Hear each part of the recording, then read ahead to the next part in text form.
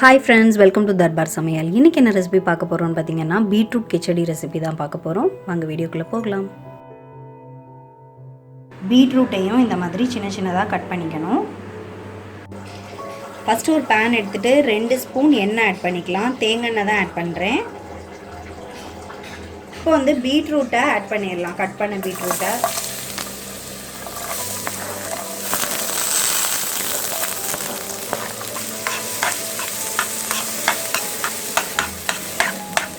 இதை இப்போ எண்ணெயில் வந்து நல்லா வதக்கிக்கணும்.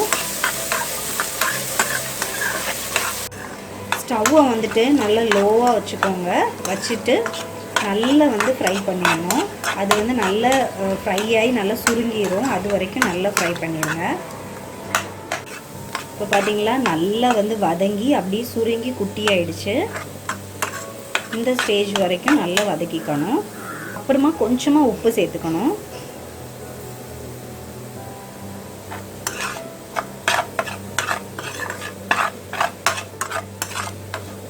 நல்லா வதங்கி வந்ததுக்கு அப்புறமா உப்பு சேர்த்துக்கோங்க.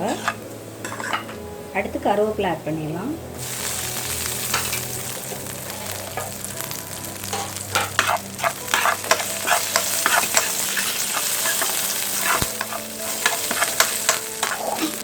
இப்போ நல்லா வதக்கியாச்சு. இனி வந்து ஸ்டவ் ஆஃப் பண்ணிவிட்டு நல்லா ஆறுனதுக்கு அப்புறமா தாளித்து ஊற்றிடலாம்.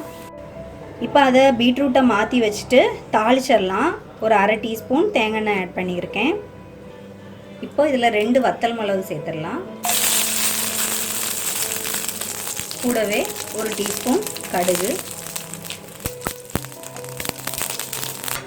இப்போ இதை தாளிச்சதை அப்படியே ஊற்றிட வேண்டியதுதான்.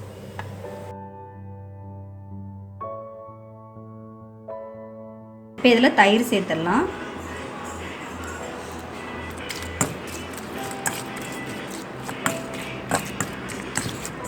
நல்ல கெட்டியான தயிரை ஆட் பண்ணி நல்லா மிக்ஸ் பண்ணிவிட்டு ஒரு 20 மினிட்ஸ் ஆச்சும் அப்படியே வந்து மேக்னேட் பண்ணி அப்படியே வச்சுருங்க. அப்போ தான் வந்து அந்த பீட்ரூட்டில் தயிர் சேர்ந்து நல்லா வந்து வரும். ஸோ அப்படியே வந்துட்டு ஒரு 20 மினிட்ஸ் வச்சிடலாம்.